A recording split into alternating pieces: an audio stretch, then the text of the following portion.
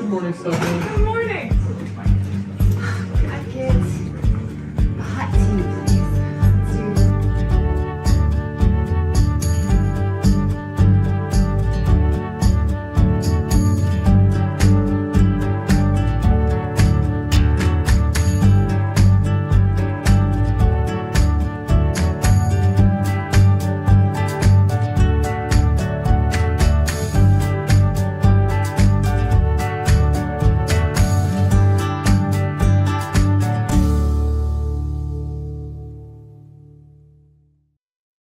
Welcome to Mornings on Main Street. I'm your host, Stefanie Miller. Making a lasting impression throughout Middle Tennessee is what the United Way of Greater Nashville strives to do. You too have a chance to make an impact, not just through a monetary or corporation donation, but with your time. It is so valuable. United Way of Greater Nashville has reoccurring volunteer opportunities and days of action to where you can help out as an individual, maybe with some colleagues or friends or family members. Coming up, we will explore how the United Way of Greater Nashville works with the corporations and businesses and all of us to help the communities throughout Middle Tennessee. But first, let's get a check of the forecast with our friends over at Tennessee Valley Weather. From the Tennessee Valley Weather Channel, this is your weather on Main Street. Happy Wednesday. I'm Kelly Rawson here in the Tennessee Valley Weather Center with a check at your forecast. Mostly clear to start things off. Temperatures also starting off in the teens and 20s. Have no fear, though. We will eventually warm up, but we will be a little bit cooler compared to yesterday. We're talking upper 30s to lower 40s this afternoon, thanks to a light breeze out of the north, keeping us on the cooler side. But hey, we will have plenty of sunshine. So another pleasant day with high pressure nearby and continuing for the rest of your afternoon. For today, temperatures get down quite chilly overnight, back down into the 20s and the teens with maybe just a few passing clouds. But then for your Thursday, we start a warm-up trend that will not last very long. But hey, warmer temperatures are in our immediate future. However, much cooler temperatures are going to follow. But we stay nice and calm until cloud cover thickens up Friday. That will be ahead of our next weather maker, with rain likely overnight and continuing into your Saturday. We reach the 50s on Friday and Saturday, so it will be feeling quite nice, of course, before all the rainfall. And then we plummet about 20 degrees between Saturday and Sunday, and then we get even colder on Monday. Into next week, we are talking high temperatures just in the 20s. Hello, here's the latest news and weather from Main Street Media TV. The Mount Juliet Board of Commissioners approved the rezoning of 47.39 acres on Lebanon Road and the preliminary master development plan for the Silver Springs development, despite opposition from local residents concerned about increased traffic, wildlife, and infrastructure. 2 Nashville men were arrested for car burglaries in Ashland City, with other charges including drug possession and driving with a revoked license. An unusually heavy snowstorm in Middle Tennessee triggered a fatal car crash on Interstate 24, causing 2 deaths, including a teenage driver, and injuring 1 passenger. The Clarksville City Council rejected 3 rezoning requests over traffic concerns but approved a rezoning plan for a parcel on Peachers Mill Road that could reduce potential traffic. Last Friday, residents of Sumner County had a snow day as Middle Tennessee received 3.3 inches of snowfall, less than the predicted 4 to 6 inches, leading to fewer accidents, school closures, and park closures. For news and weather, visit us online at mainstreetmediatn.com. Thanks for watching.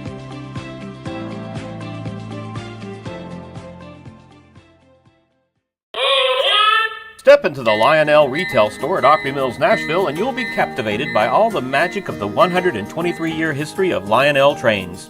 Whether you're already a train enthusiast or just getting started, Lionel will energize your love for trains. NASCAR fan? Come check out your local Lionel station to learn all there is to know about model trains and die-cast NASCAR collectibles. Visit nashville.lionel.com or call 615-455-9399.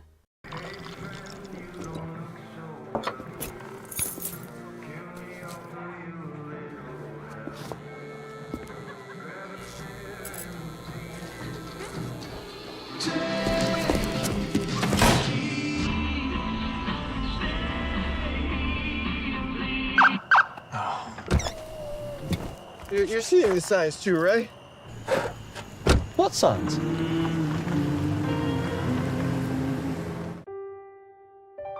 This holiday season, the largest lantern festival in the country returns to Nashville Zoo. Experience more than 1,000 all-new, handcrafted lanterns, towering creatures, magical worlds, and a North Pole village. At the center of it all, the Smashville Ice Rink. Welcome back to Zoolumination at Nashville Zoo.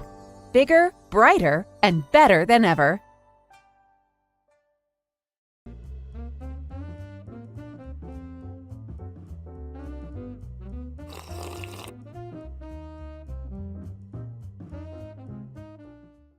Welcome back to Mornings on Main Street. We are diving into the work done by the United Way of the Greater Nashville area and how you can get involved, whether as an individual or as a business. To share more about the need here in the Clarksville area and the Dixon County area, I say Clarksville, Montgomery County and Dixon County areas, we have Emily Tardif. She's the account manager with the United Way of the Greater Nashville area. First off, thanks so much. Well, thank you for having me. I'm excited to be here. I'm excited to talk about the United Way and kind of share with people what they may not know of the work done by this nonprofit. Yes, so everyone knows, like, United Way, typically they're like, oh, it's a great nonprofit, but they don't really know how we work within communities. So I like to say we work within 4 impact areas. So that can be broken down into health, education, financial stability, and basic needs. So we say, okay, these are the 4 impact areas that affect an individual's life. And when you're slipping in one, you tend to fall through the cracks and need assistance. So how can we beef up these areas to make sure everyone can thrive? What we do is we partner with actually over 150 nonprofit agencies throughout the Middle Tennessee area, and we provide them with annual grant funding. So you'll see like those nonprofits fall within one of those 4 categories. For example, here in Clarksville, we have Manna Cafe that's hitting that food and basic needs. We also have Urban Ministries that also is helping basic needs, and adult literacy to help that education. So we work with those nonprofits and provide them that annual grant funding so they can reach more individuals. Are you open to other nonprofits that may not be associated with United Way as of yet? Are you open to have more come in? Absolutely. So the way that we can allow more nonprofits to get annual grant funding is by increasing revenue, right? So the more grants and more money that we have to grant out, the more nonprofits we can help. So we are actually right now within Clarksville have about over 20 nonprofits that we give annual funding to, and we want to see that increase. So the way folks can help with that is by giving either their time or their dollar to help make sure that we can reach everybody in Clarksville. And with more and more people moving to our areas, do you know that this is out here for you? So many of us are givers, whether it be monetarily or with our time, and both are equally important. Exactly, absolutely. So a lot of folks, especially in Clarksville, have noticed a rapid increase in our population growth over the years. So right now, I think we're set to hit like 300,000 people within like the next 10 to 15 years, which is crazy. So what's happened is we're having this huge influx of people, but we don't have the means to help their needs. So right now we actually have just one warming shelter in Clarksville. So what we really need to do is come together as a community to come up with innovative ways to help everyone thrive. So that's kind of where United Way comes in too, because we build stuff like coalition groups to really identify the needs of the community and see how we can bring more folks to the table to address that need. And then how can we best, if we're a business and we're saying, hey, this is something that we would like to give maybe some of our money to, because again, each business typically, and tell me if I'm wrong, they tend to have that donation period where they make a contribution to whatever is of their desire. Exactly. How do they reach out to you to work with you to give money? Yeah, absolutely. So you can reach out via email to me. My email address is on our United Way of Greater Nashville website, and it's underneath the Greater Clarksville region area. So you can reach out there. And then also with campaign is what we call our fundraising period for our corporate partners. That typically is where we have about a 2-month or 1 month period where folks, employees can give their payroll deduction or a one-time gift to United Way. But that's not the only thing we're looking for, because oftentimes people don't realize that time is invaluable, and we have so many volunteer opportunities. For example, we just had one that was led by Hands on Clarksville, which is a volunteering hub at Mana Cafe. We had 30 people come out there and literally clean, help organize stuff, food kits for homeless folks for a 2-hour period, and it was beautiful. So I always go to companies and I'm like, listen, like, yes, maybe a workplace campaign isn't the right fit for you guys, but like, what about a volunteer opportunity? Like, what do you want? That's the thing. We're here to work with the corporate partner to really fit them into what they want like to do to give back to the community. Emily, what do you hear from those corporations when you do have groups go out? I mean, do they see this as maybe team building? Or is that what do you hear? 100%. So like, for example, shout out to Forterra Credit Union. They had a group of folks come to that Mana Cafe project, and they all just were so excited. Like, they were taking pictures with each other and just having like that team building. And I think when you're in the office for the day to day, you get kind of stagnant, right? You're like, okay, I'm going to answer this email and keep going. But when you're out of the office and you're like, oh, I am bonding with my coworker, I'm really making sure that I'm giving back to the community, you just build that camaraderie and morale. And I feel like better morale, better business. So it goes both ways. Yes, it does. And you know, you are able to talk with the nonprofits that are either receiving the funding or the volunteers. How important is it to them to have this? I mean, when that time comes for them to get the check or to have their needs met, what do you all see on the United Way in, and what is that heart of it? Yes, so one thing that folks don't realize about our funding process is United Way actually does not ultimately determine how much grant dollars the nonprofit will get. So what we have is something called community impact funding, which is essentially where we pull volunteers within the community to go out, visit these nonprofits, see the work that they do in the day-to-day. They look at their financial records, like their 990, to make sure, like, okay, hey, if we're investing in you, is it going into a place that's going to be using it responsibly? And then they find that folks are asking for, you know, $100,000 for grant money, but unfortunately we only have like, you know, $25,000 to give. So the need is so much greater than what we can give. And so it's very alarming. It's sad because you're just like, I see how much like work they do on a day-to-day basis. That's so incredible. And just showing them like, we really need to umph up, you know, funding and time and volunteerism. And as I'm guessing you can guess right now, that is where you all come in, from individuals to businesses, whether it be money or your time. Do reach out to the United Way of the Greater Nashville area. How would we connect? Because again, I know you're with Clarksville, Montgomery County, and Dixon. Yes. But with Main Street Media, we have all of Middle Tennessee. Exactly. Who do we reach out to directly from other counties, like whether you're in Giles County, Davidson County? Yes. So if you go on our website, unitedwayofgreaternashville.org, you can go on there and contact Courtney Barlar. She is our Chief Development Officer, and she'll be able to plug you in with an account manager within your area. And she's fabulous to work with. But that is how our team works. As we say, we have multiple account managers within all different counties that we service. And so we're able to plug you in with those folks. Is there anything that we didn't touch on that you would want to share? We do have an initiative coming up in March, so it's going to be United We Read. More details to come, but just keep a lookout for that. We're going to need volunteers, maybe a couple of sponsors, and that's going to be centered around early childhood education. So get involved, come read to some kiddos. It's going to be a good time. Oh, I love it. We will be on the lookout for that United We Read. Once again, unitedwayofgreaternashville.org. Yes. That is where you reach out to. Emily Tardif, thank you so much for your time. Absolutely. Thanks for having me. Oh, anytime. Stick with us here. Mornings on Main Street. We have a little bit more to go when we come back. At Delta Dental of Tennessee, we know our success begins and ends with providing superior quality service, and that includes serving those who need it most. This year, we're celebrating 25 years of giving back to the community we call home. Delta Dental, along with our Smile 180 Foundation, supports Tennessee's dental colleges and oral health education, children's hospitals, free and reduced cost dental clinics, and other like-minded charities. Here's to the next 25 plus years of ensuring healthy smiles.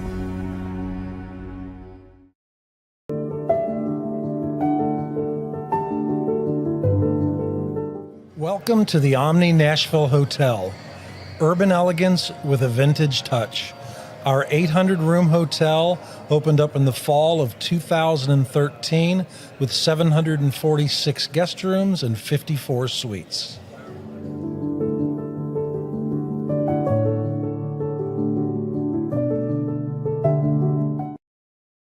Hi, I'm Dr. Vilay Saisuka, CEO and founder of Premier Foot and Ankle Centers of Tennessee here in Murfreesboro. We offer foot and ankle care from ingrown toenails to diabetic foot wounds. We also fix ankle fractures and things like that. Call us today to schedule an appointment. We look forward to seeing you. Because here at Premier Foot and Ankle, we believe that the journey begins with happy feet.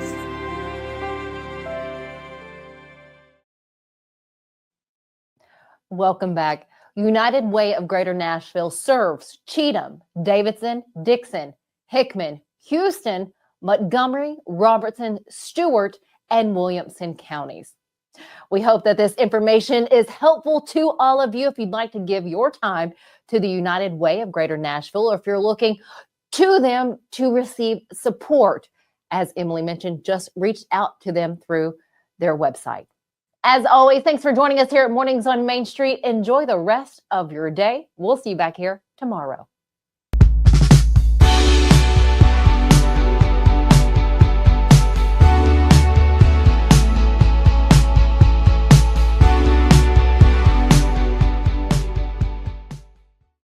Oh, we have zookeeper Arlie with us, and you have this lovely snake named Candy. She kind of looks like Candy. Yeah, so we actually have 4 corn snakes in our collection, and they all are named after corn. So we have Candy, corn, we have a cob, so corn on the cob, we have pop, so popcorn, and then we have a caramel, so caramel corn. No kettle? No, I think the next corn snake we get, we're gonna name it kettle corn. We're gonna name that it would kettle be corn. perfect. I can't think of anything else more fitting for a corn snake. I love it. Now, corn snakes are not poisonous. Yeah, so they're not venomous. They are constricting animals, so it means that they will kind of just coil tightly around their prey and asphyxiate and then swallow it whole. They do kind of resemble copperheads in some instances, which are a venomous native species, but That's these guys really are unfortunate. Yeah. Because people Yeah. and these are native to Tennessee. They are, yeah. They can be found throughout all of the southeastern United States, so Kentucky, Tennessee, the Carolinas. Yeah. Yeah, and first of all, tell me why it's called a corn snake. Yeah. Yes. So these guys have a kind of checkered underbelly. You can kind of see here, I don't want to flip her too much, but a little bit of a checkered underbelly there that kind of resembles maize or corn.